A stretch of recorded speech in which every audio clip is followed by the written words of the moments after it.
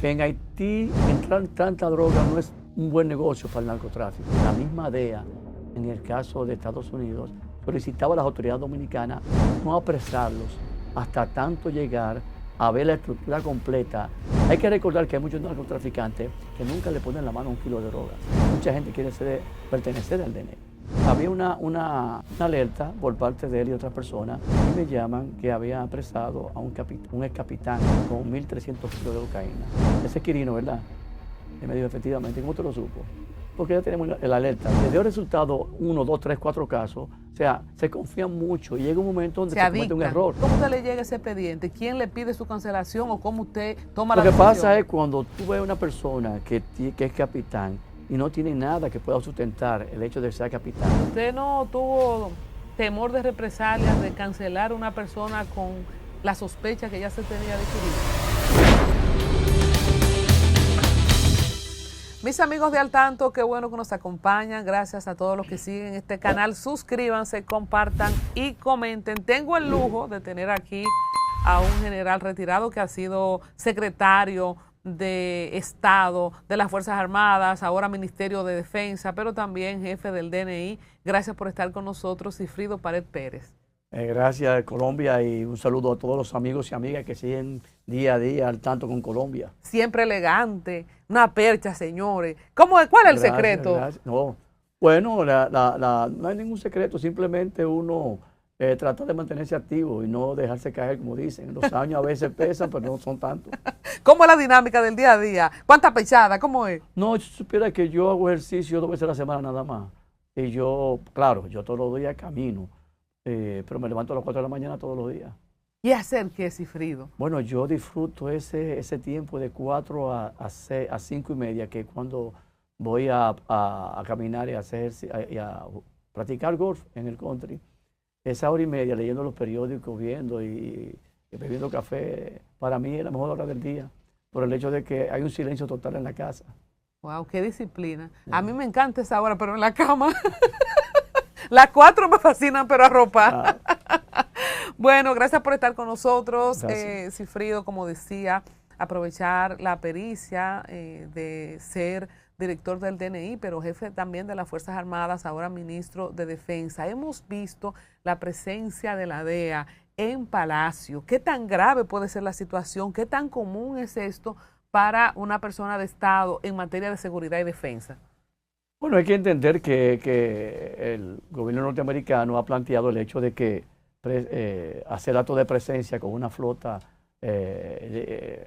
importante. De hecho, el principal portaaviones de Estados Unidos, que es Gerald Ford, está en el Caribe. Entonces, ellos tienen como visión, están ejecutando el hecho de que el control del narcotráfico en el Caribe, así como también del narcoterrorismo. Que eso yo lo veo como una situación de hecho en la mesa, pero también hay que entender que hay situaciones de índole político con respecto al área del Caribe también. Hay que entender que hay una preocupación por parte de Estados Unidos a que el gobierno de Venezuela cambie hacia una democracia, es lo que se perfila. Y eso hay que verlo desde el punto de vista de lo que son los geopolíticos, de los que dirigen la estrategia de Estados Unidos, en el cual presentan una forma de atacar un flagelo que le afecta mucho a ellos también, pero naturalmente también entendemos de que hay algo más que empuja a tener esta presencia tan importante en el Caribe. Cuando hablamos del Caribe, recordamos que Puerto Rico, Estado Libre Asociado, está en el Caribe, claro, entre otras bases. ¿Cuál era la necesidad? Y si usted conoce algún precedente de el espacio de apoyo que se le ha cedido en la base aérea de San Isidro, ¿cuál es la necesidad si tú tienes como Estado, en el caso de los Estados Unidos, una isla propia prácticamente, Puerto Rico al lado? ¿Cómo se explica eso? Bueno, se han dado operaciones anteriormente, pero operaciones de ayuda humanitaria. Recordemos el caso del terremoto en Haití, en el cual desde Barahona y San Isidro se llevó mucha ayuda a Puerto Príncipe. Pero también hay que entender que la base aérea de San Isidro es la base aérea más importante que tiene todo el Caribe. Es la más grande y la más importante. Y por esa razón yo entiendo que para unidades, así como también aviones de alta de alta gama o de alto fuselaje, es más importante que todo lo que puedan tener en Puerto Rico. Entonces, cuando usted dice la situación del Caribe, ¿será un tema geopolítico y político o el tema del discurso de Paliza? Porque la gente cree que la presencia de la DEA aquí es por todos los sonidos de droga que hay, de personalidades ligadas hasta al partido de gobierno, por los grandes cargamentos decomisados. ¿Usted le resta importancia al tema de narcotráfico sobre el tema político y geopolítico? Hay mucho de todo. Hay que entender que... Hay mucha droga, como diría también Facundo. Bueno, de hecho, hay que reconocer que este gobierno, en el caso del vicealmirante Cabrera Ulloa, en la DNCD, han cogido mucha droga. Y de hecho, el simple hecho, valga la redundancia, de haber incautado hace apenas un año, algo así, o meses, 10 toneladas en Caucedo, eso dice mucho de la cantidad de drogas que hay en el Caribe. Y también hay que recordar que la acumulación de drogas durante un año y algo, a raíz de la pandemia, eso abultó demasiado la cantidad de drogas en las selvas amazónicas. Y naturalmente hay que buscarle salida a toda esa droga. Nunca pensé eso. O sea, en la pandemia, un año y pico, cambió la línea de ruta. No, y que también recordemos que en los países del mundo se suspendieron las labores, pero en la droga, en los que estaban trabajando en la selva, no suspendieron labores, siguieron trabajando normalmente, operando. Entonces se le hizo un cúmulo que ahora lo vemos. Cantidad de drogas que realmente están saliendo, bueno, en los últimos años están saliendo, y de hecho, para poder, entiendo yo, balancear lo que es el tráfico común y corriente, tiene que pasar un tiempo. Y como tú acabas de decir, no solamente esa parte, también lo que ha sucedido aquí en República Dominicana, pero también hay que entender que República Dominicana es el país más importante del Caribe en cuanto a operaciones aéreas, en cuanto a tránsito de contenedores, en cuanto a amenazas que se ciernen sobre, o riesgos que se ciernen sobre el país. Hay que recordar que República Dominicana es el único país del mundo que tiene frontera con Haití, que es el país más pobre del hemisferio, un país que está en una situación que es inviable casi, y tenemos 390 kilómetros. ¿Qué usted sabe de cuánta droga entra en Haití históricamente, dado que ahora están en una situación extrema, pero este territorio siempre ha sido gobernado, o sea, no ha habido como un control per se dentro del territorio y tiene muchas costas? O sea, ¿qué tanta droga usted cree que entra o ha entrado en Haití históricamente, a propósito de esas magnitudes de cantidades que estamos hablando? Sí, es importante señalar también o observar que en Haití entrar tanta droga no es un buen negocio para el narcotráfico. No. Recordemos que hubo un tiempo en el cual los mismos narcotraficantes colombianos no les gustaba mucho operar en Haití porque no había una confianza de desempeño por parte de aquellos que reciben la droga.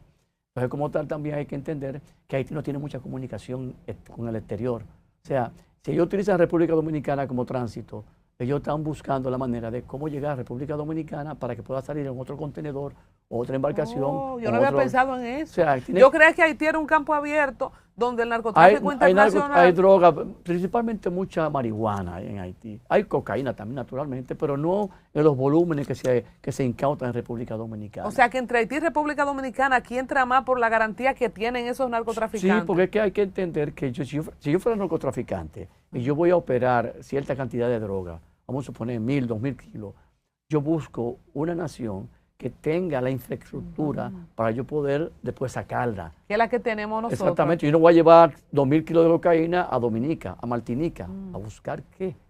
Mientras que República Dominicana tiene un alto tránsito de contenedores al año. Yo recuerdo que en el año 2019 eran cerca de 4 millones. Tienen que ser más ahora. Hay que entender que un contenedor es un atractivo para un narcotraficante. ¿Cómo llega la droga a un contenedor, general? Bueno, se coordina con elementos locales para poder disfrazar cualquier cargamento de cualquier mercancía y hacerlo transitar por el país como tránsito. Usted sabe que nos llamó la atención cuando cayeron, de los más recientes, el señor, me fue el nombre, que era asesor del Poder Ejecutivo de Santiago, de la Zona Franca, Jorge Gutiérrez. No, ahora reciente, que eran dos. Dios mío, en fin, los dos que cayeron, que le dicen el vecino. Sí. Ajá, exacto. Y de las cosas que salieron es que esta persona desde los tiempos de Quirino se sonaba que se trasladaba una droga, que por eso me quedé yo con el casé de Haití, porque creo que en los tiempos de Quirino entendía yo que entraba por Haití, pero que se entraba directamente en su pista que él tenía. No, hay que entender que en aquel tiempo, hace 10 años, 15 años, Haití había mucho más comunicación con el exterior. Lo que estamos hablando ahora, porque las pandillas, como gobiernan gran parte de lo que es la zona de Puerto Príncipe, ya eso limitaría un poco para poder hacer un tránsito de cierto nivel. No es que no lo hagan, pero el narcotraficante busca garantías de que su droga pueda llegar al destino. Entonces yo me preguntaba cómo se traslada una droga internamente a una zona franca de Santiago, porque uno piensa siempre en puertos y aeropuertos. Sí. Pero en Santiago, ¿qué pasa, general? Que hay, y se habla hasta de una estructura, no es un cartel como tal, pero la cantidad de figuras de Santiago que ahora mismo están extraditadas son relevantes. ¿Qué hay en Santiago? Sí, lo que pasa es que la zona franca también, cualquier narcotraficante busca la manera de cómo penetrar, porque no hay límite en cuanto a un narcotraficante querer penetrar un sector. Y naturalmente a veces tienen éxito, a veces fracasan. Eso es una cuestión, como quien dice, una lotería para ellos, pero a veces tienen éxito. Y de hecho en Santiago tú debes entender que Santiago es la principal ciudad del Cibao, una zona riquísima en el cual el tránsito de dinero es bastante alto.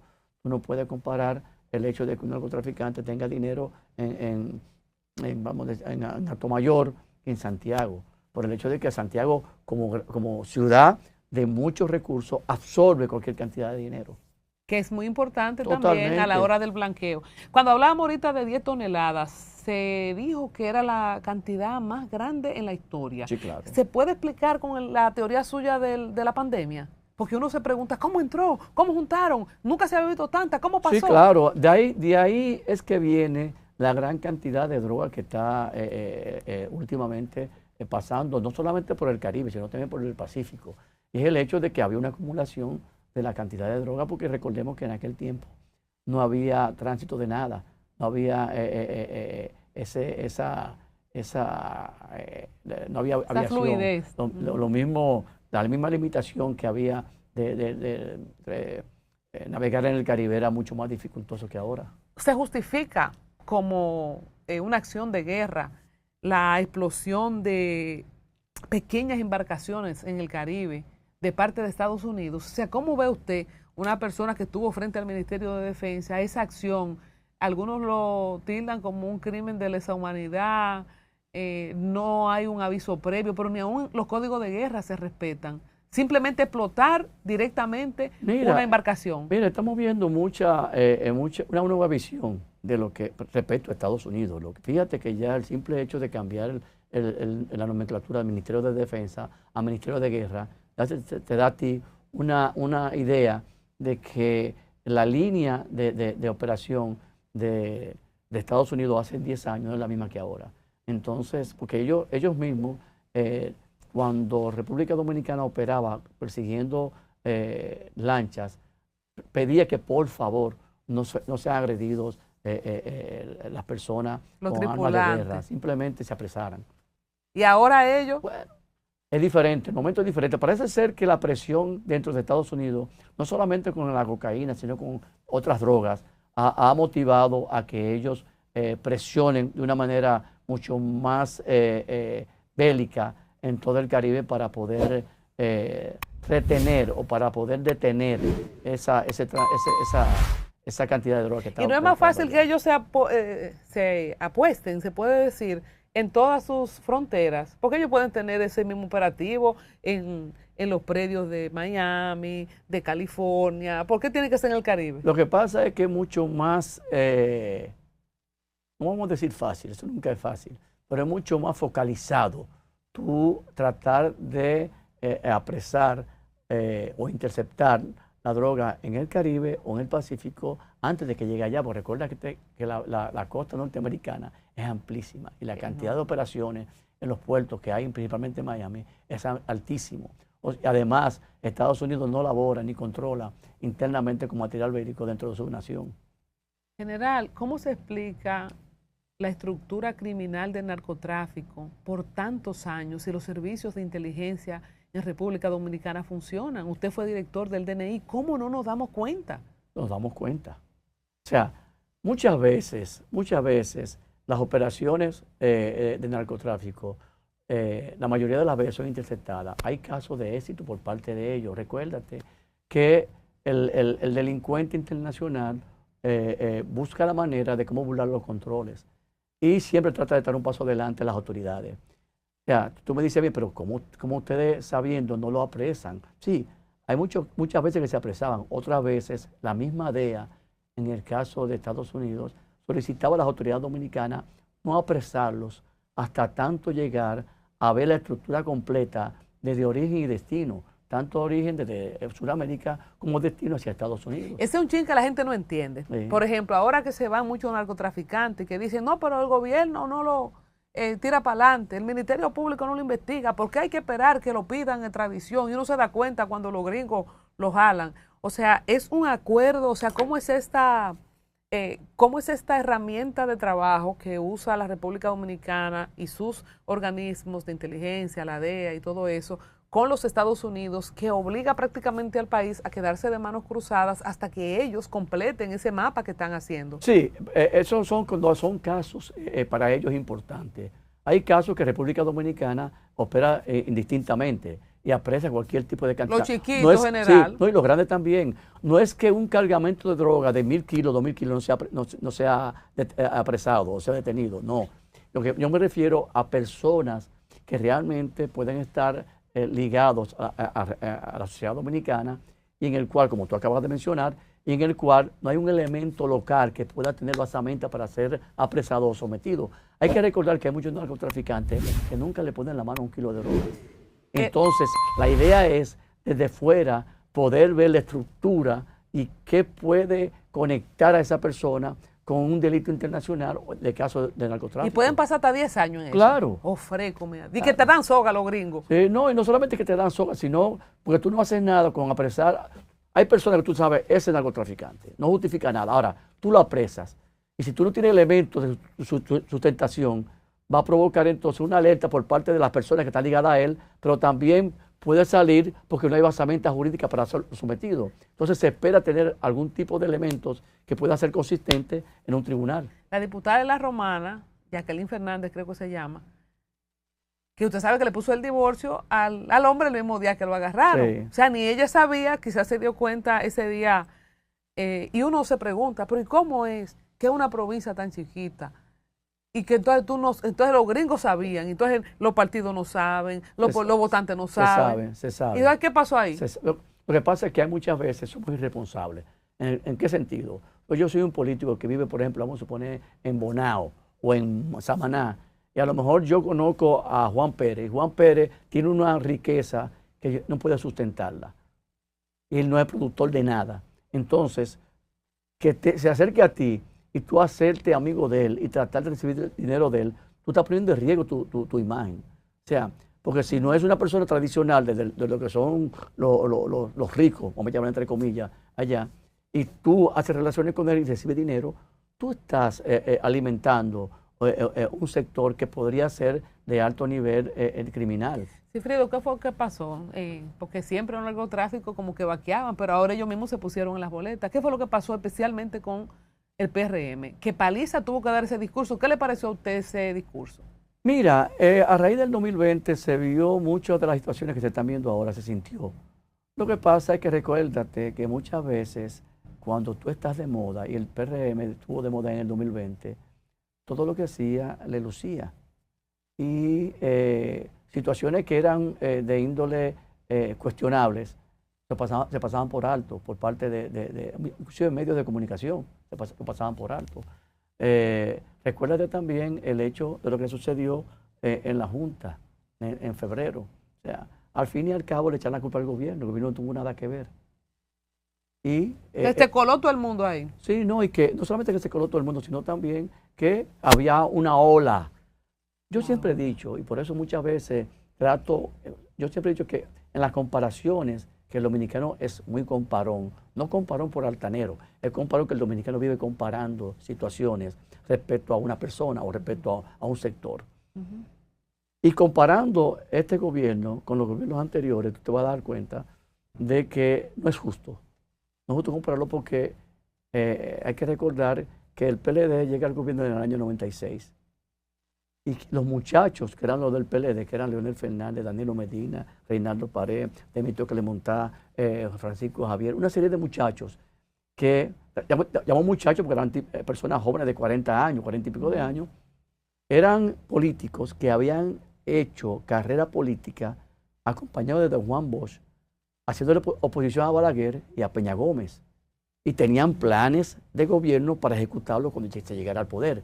Lo que hicieron realmente, en 96, después 2004, 2012, se ejecutaron planes que llevaron a la República Dominicana a insertarse en lo que es el escenario mundial y ser el principal país de todo el área del Caribe. Los del PRM, la mayoría no son políticos de carrera.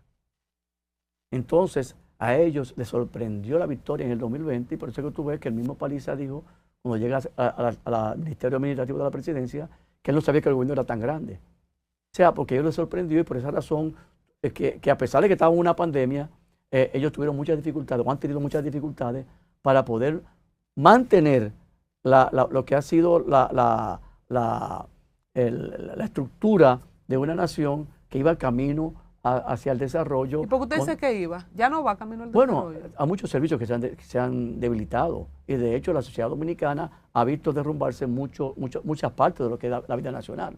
Por ejemplo. Bueno, el metro, lo hemos visto.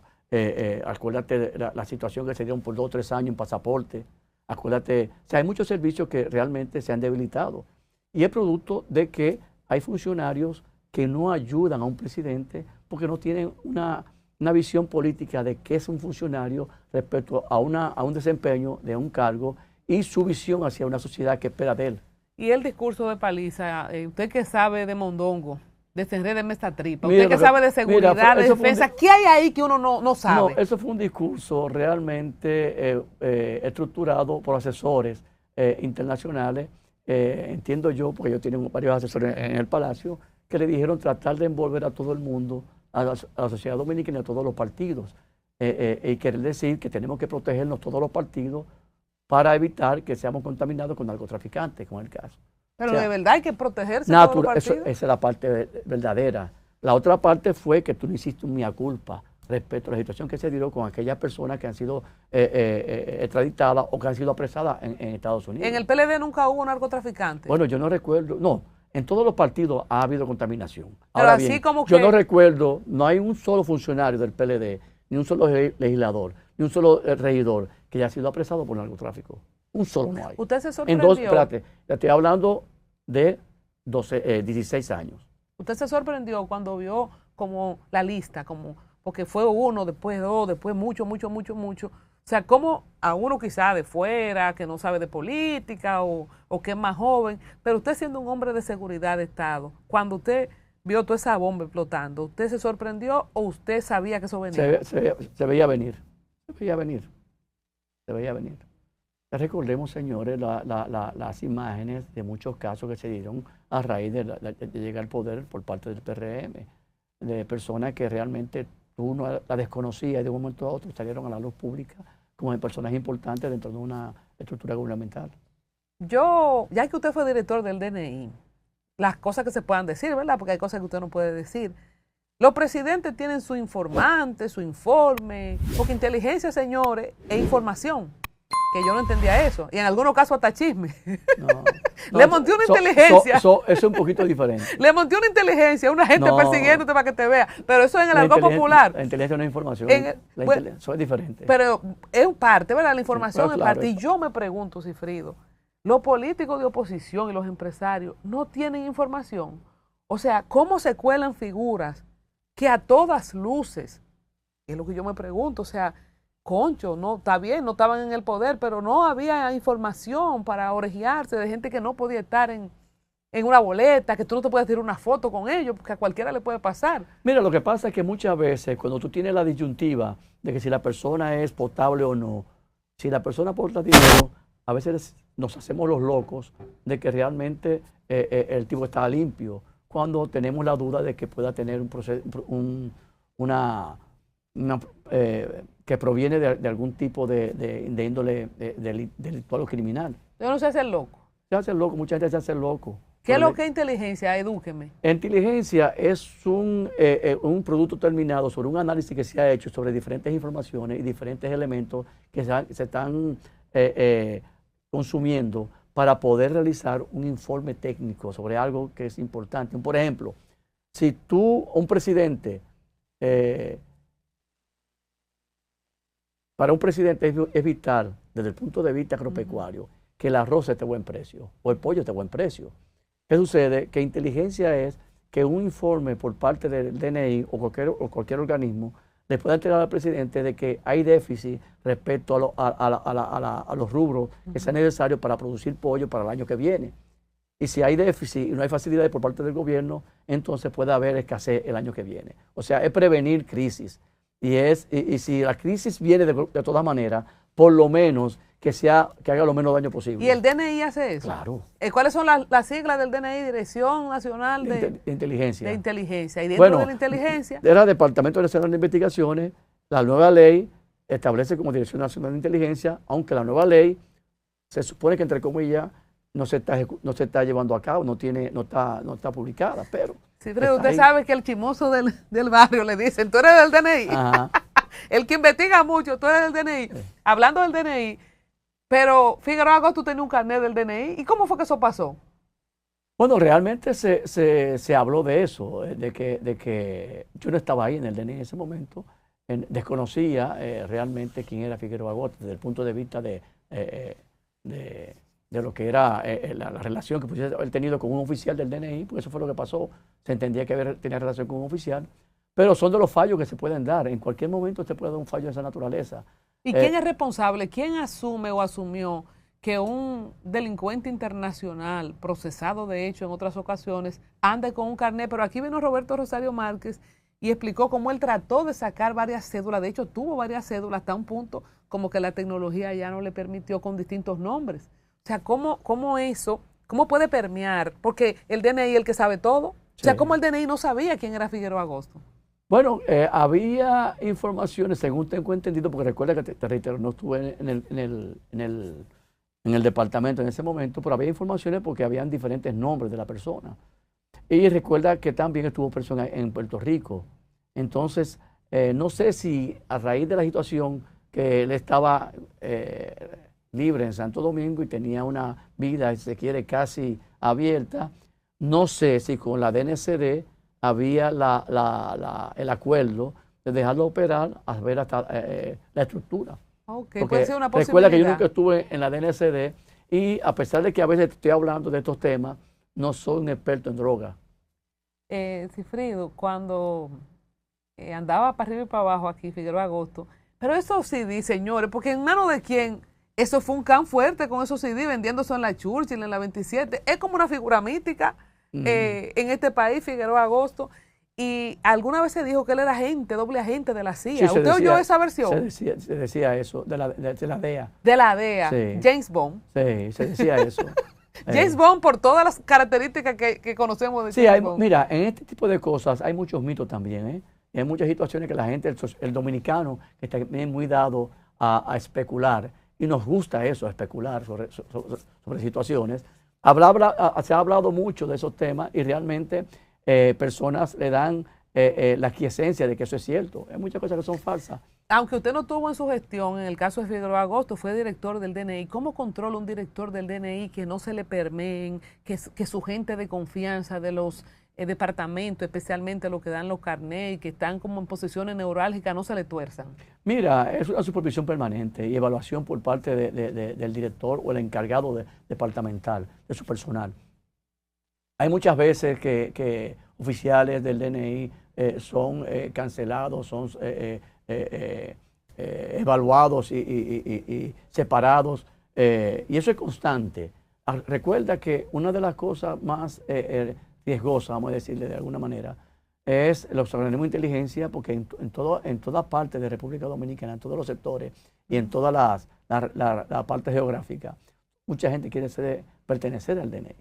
Y no para querer cubrirse en cuestiones delincuenciales, a que a nosotros nos gusta ser parte de algo que encierra cierto nivel de... Yo tengo gente que me dice, yo lo que quiero es que tú me consigas un carnet del DNI. Sí, porque creen que uno está pegado, porque la gente cree que eso es como James Bond, que es una persona de aventuras. Exacto. Y que realmente no está... No, es que si me paran, es para yo señalo si me paran. Se ve, eso nomás se ve en películas. ¿Cuántos carnets le han pedido a usted? Bueno, yo creo que no se está dando carnet ahora. Creo que están suspendidos los carnets en este gobierno. Nos están dando. ¿Verdad? Porque es una panacea. En el caso de las Fuerzas Armadas, que también usted fue lo que ahora sería el Ministerio de Defensa, la gente se cuestiona del ascenso, del nombramiento. Creo que fue a capitán, ¿verdad? Fue ascendido a capitán Quirino Ernesto Castillo.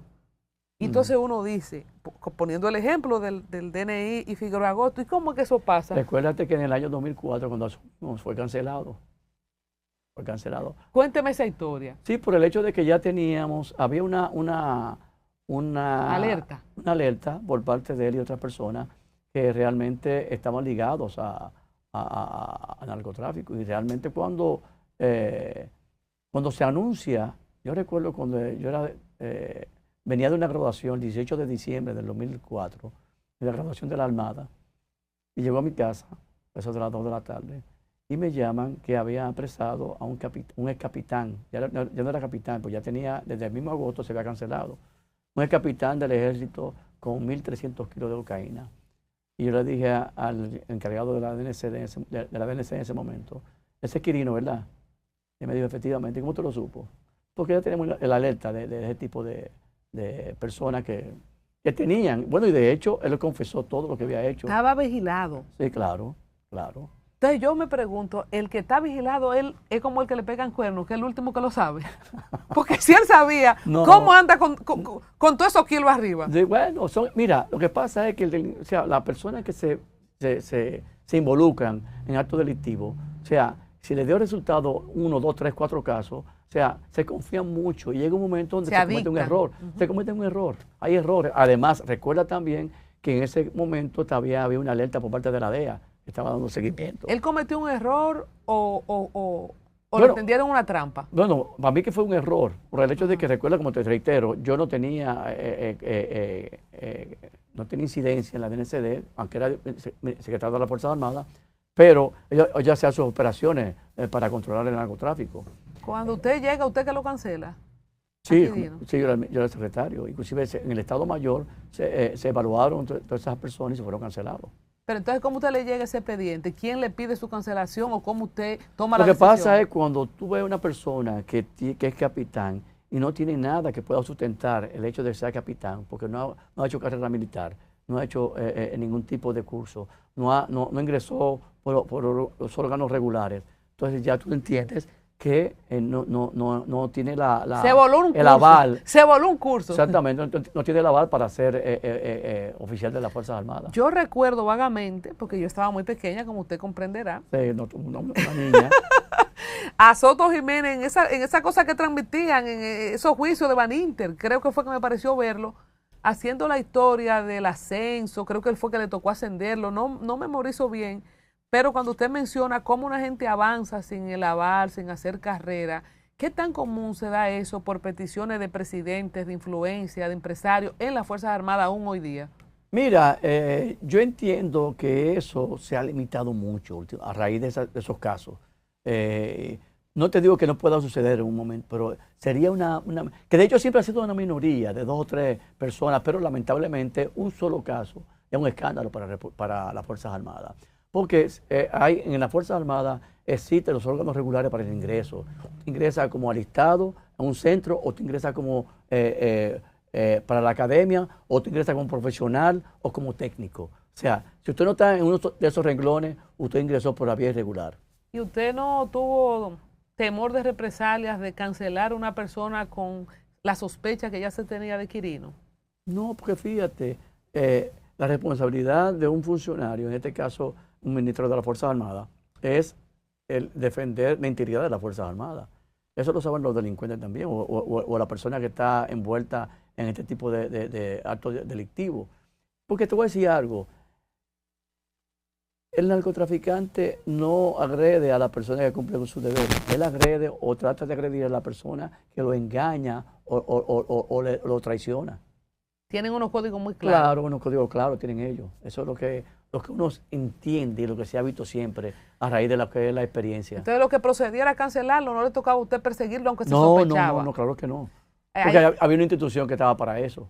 Entonces, entramos a la contrainteligencia. Hablamos ahorita de inteligencia. ¿Qué es la contrainteligencia?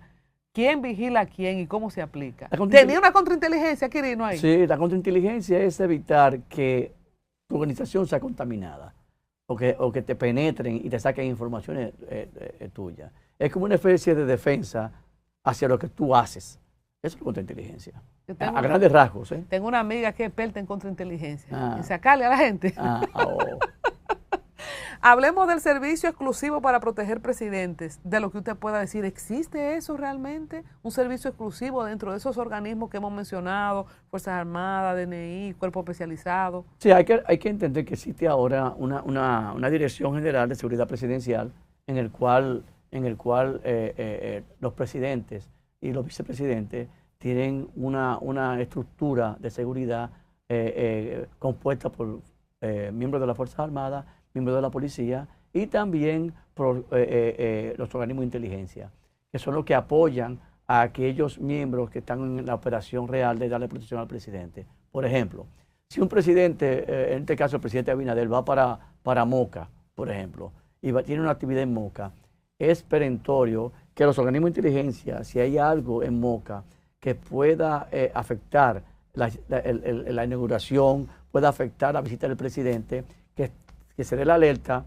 al encargado de la seguridad presidencial para que tomen cartas en el asunto y eviten cualquier situación incómoda para el presidente. O también que sea abordado por un periodista con un tema que a lo mejor el presidente no está al tanto. O sea, y por lo menos tratar de ponerlo al tanto para que él tenga la respuesta y qué está haciendo el gobierno con respecto a eso. Cifrido, hemos visto a Carlos Díaz Morfa siempre atrás de Hipólito, Danilo tenía a Cáceres, Leonel tenía, no me acuerdo. Aquí no, primero a Florentino, aquí y a Medina. Y el presidente tiene el suyo. El presidente elige esa persona, se le pega en el camino, es alguien que viene caminando con él. ¿Cómo pasa muchas veces lo recomienda, muchas veces lo elige él mismo, porque lo conoce. Porque eso para un jefe del cuerpo de ayudante y ahora un jefe de seguridad presidencial es vital que el presidente tenga confianza total con esta persona. Porque no solamente que trata asuntos de índole de su seguridad, sino también asuntos a veces que son de la cotidianidad del día a día. Claro, del día a día. Se puede decir que la CIA es la agencia internacional más de alto nivel, ¿verdad? Totalmente. En su tiempo, no sé, que también le fue a Rusia o en el caso de Londres, pero la CIA. No, la CIA para mí es la estructura de inteligencia más poderosa del mundo. Te habla mucho del MI6 de Inglaterra, te habla mucho del Mossad, del Sabah, te habla mucho de diferentes organismos de inteligencia que son muy buenos a nivel mundial. Pero desde el punto de vista de estructura, del poder, la CIA para mí es la más importante del mundo. Y tiene su propia universidad para formar agentes, la CIA. ¿Hay algún dominicano estudiando o se forman los dominicanos en la Universidad de la CIA? Bueno, por lo menos la parte nuestra, ellos dan cursos a oficiales dominicanos allá, pero también para pertenecer a la CIA desde allá, tiene que ser una persona ya que sea norteamericana y que realmente pase por el sedazo para ellos poderlo hacerlo pertenecer a la CIA. Tomen papel y lápiz, comenten en la caja de comentarios, están aprendiendo mucho en este programa con el general Cifrido Páez Pérez. El C5I, ¿qué es? Y este sonido con Aurix, el tema de Jochi Gómez, ¿de qué se trata? Ya que estamos hablando de organismos de inteligencia, especialmente el C5I. Mira, el C5I no es más que una estructura de alto nivel para, en momentos de crisis, garantizarle a la República Dominicana y a un gobierno y República Dominicana, la preparación, así como también evitar situaciones de crisis que puedan provocar situaciones incómodas. Por ejemplo, el C5I no es más que inteligencia, computación, mando, control. O sea, una estructura que tiene control total de lo que hacen los organismos de inteligencia, tanto en la frontera como en los puertos, aeropuertos, donde se concentra toda la estructura en ese lugar. Es para mí, es una de las estructuras de manejo de crisis más importantes que tienen los países del área.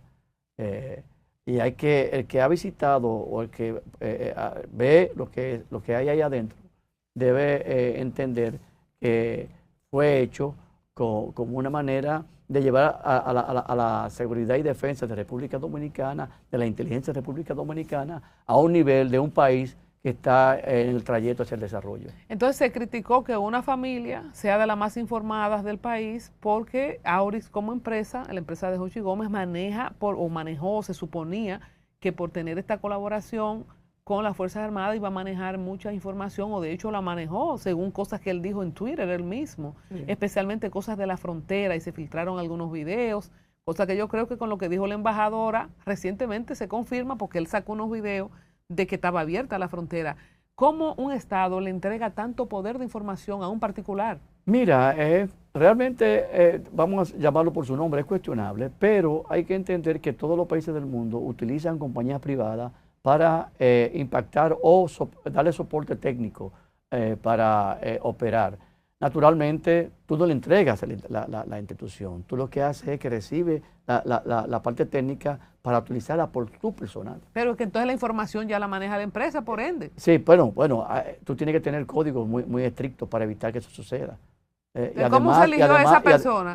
Que ya tenía también el tema del control de las licencias, que iba por los pasaportes, o sea, toda la seguridad y la información personal de un país en manos de una sola gente. Bueno, eso ha provocado que realmente haya mucho más cuidado para la República Dominicana. Eso fue después de su gestión, ¿verdad? Sí, claro. ¿Usted entendió en el tiempo de su gestión que era necesario para fortalecer y dar esa garantía, tener una empresa externa? O sea, ese diagnóstico vino desde antes, porque me imagino que en el tiempo ¿cómo que se llama el ministro Paulino Sen, que fue donde se firmó? Lo que pasa es que hay que entender que muchas veces, por ejemplo, aquí en República Dominicana, muchos de los equipos que tienen los organismos de inteligencia son comprados internacionalmente. O sea, porque nosotros no tenemos la tecnología para desarrollarlos. Entonces, como tal, tú tienes que tener acuerdos para los software de todo ese tipo de comunicaciones. ¿Y el Estado no puede adquirirlo personalmente? Totalmente se adquiere, pero siempre tú tienes que tener el soporte técnico. O sea, de alguna manera no vamos a estar llamando a Israel, ¿verdad? Tú tienes que también tener unos acuerdos de confidencialidad respecto a lo que tú estás haciendo con esta compañía. Si hubo un acuerdo, se violó, porque ese video yo lo vi. Miren, está abierta la frontera, mírenlo ahí. Yo realmente no sé bajo qué criterio se hizo. Yo simplemente lo que dice la prensa actualmente. Hablando de prensa, ¿usted vio lo que dijo la embajadora? ¿Cómo le cayó esa declaración? Y confirmando que el gobierno de Biden presionó para mantener la frontera con Haití abierta. Mira, siempre se ha dicho eso. No nos sorprende. Lo que nos sorprende fue que lo dijeron la embajadora. O sea, por el hecho de que siempre República Dominicana, no solamente Estados Unidos, la comunidad internacional siempre ha querido que se le aligere la carga de Haití y esa simplificación, vamos a llamarla de alguna manera, siempre han pensado que República Dominicana es el colchón para ellos poder llevar a cabo lo que se aspira con respecto a Haití. Y no solamente, como te digo, Estados Unidos, la comunidad internacional muchas veces cuestionaba a República Dominicana cómo manejaba la situación con Haití, porque muchas veces se ha vendido como que nosotros somos en parte responsables de lo que pasa en Haití. Y realmente nosotros somos las víctimas desde el punto de vista de lo que es la supervivencia del Estado Nacional. Así es. Con estos acuerdos finalmente de la DEA, no sé si conoce en detalle en qué consisten esos acuerdos, con herramientas tan sofisticadas como el C5I, con todos los movimientos, el discurso de paliza que se está dando, la proyección para el presente futuro que usted proyecta para el control o mitigación del narcotráfico, ¿cómo lo ve? Mira, yo entiendo que República Dominicana en el día de hoy y el día de mañana irá mejorando los controles por el hecho de que no hay otra vía para nosotros desarrollarnos y tener también la estructura de nación que aspira a toda la comunidad internacional. Y República Dominicana aquí, tanto los políticos, todos los políticos, como la sociedad dominicana en su conjunto, entiende que nosotros debemos invertir mucho dinero en lo que es la seguridad en República Dominicana, la frontera en República Dominicana. Bueno, y de hecho, yo siempre he dicho que estamos viviendo ahora en parte muchas de las deficiencias de hace 30, 40 años, cuando para la sociedad dominicana no era tan importante la seguridad y defensa. Estamos viendo que sí, que es importante. Y por esa razón yo entiendo que los gobiernos, y el que venga, debe invertir mucho dinero, tanto en los aeropuertos como en los puertos, como en la frontera. Creamos las estructuras para poder manejar esas áreas. En el año 97 se creó el CESAC, Cuerpo Especializado de Seguridad Aeroportuaria en los aeropuertos. En el año 2020, diciembre, se creó también el CESEP, el Cuerpo Especializado de Seguridad Portuaria. En el año 2006 se creó el CESFRON. O sea, que tenemos las estructuras militares establecidas para focalizar y técnicas para focalizar esos espacios geográficos. Pero entonces los agentes se corrompen, porque si tenemos inteligencia, si tenemos... No, Colombia siempre en todos los organismos de inteligencia del mundo va a haber gente que se va a corromper. Ahora bien, lo importante es que las instituciones puedan tener también esos sedazos y en caso de que aparezcan este tipo de personas, sean canceladas y sometidas a la justicia. Me quedé con la pregunta ahorita. El gobierno se da al bombo de que ellos son los que más agarran y más incautan y más entregan. ¿Podremos hacer un comparativo de los últimos gobiernos? ¿Quién ha sido más efectivo en la lucha contra el narcotráfico? Mira, la lucha contra el narcotráfico no solamente lo que tú agarras, sino también cómo se siente la droga internamente en República Dominicana.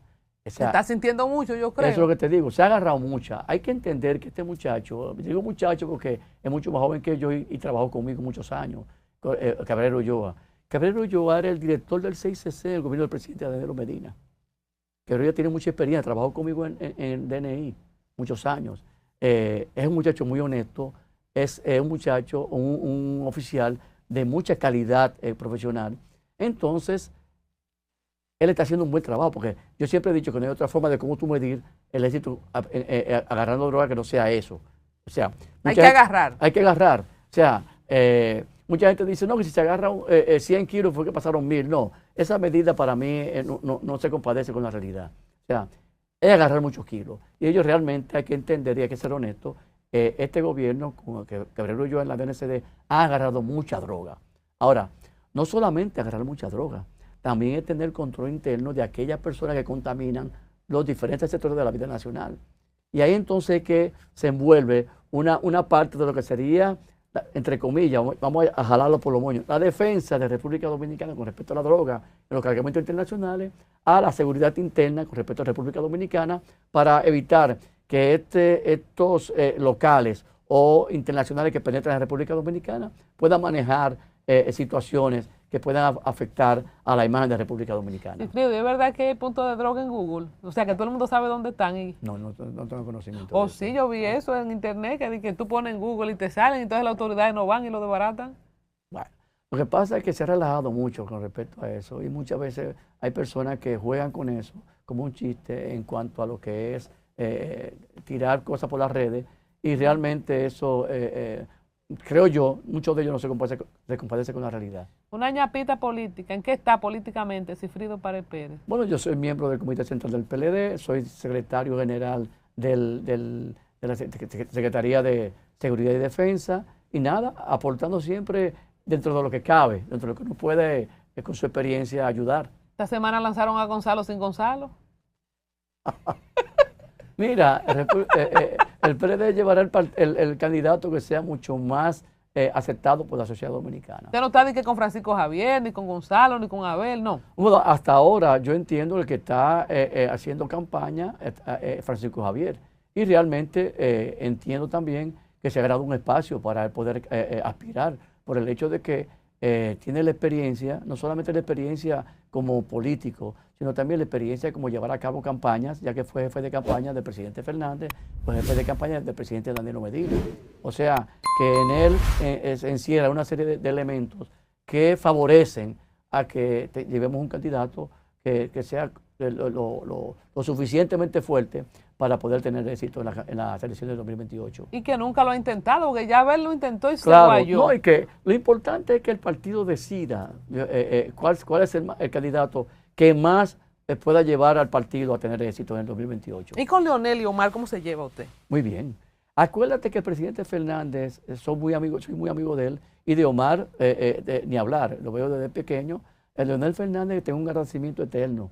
Fue el presidente que me llevó al DNI teniendo 38 años en el año 96. Y siempre ha tenido, tanto como conmigo, como con Reinaldo, como con Carlos y Rienzi, mis hermanos, una diferencia muy especial para mi familia. Bueno, señores, no más palabras. No voy a abusar de su tiempo. General, gracias. Nos educamos bastante, ¿verdad? Para las personas que creían que inteligencia es solo vigilar, chismear y perseguir. Es mucho más que eso. Mucho más que eso. Muchas gracias. Gracias a ustedes.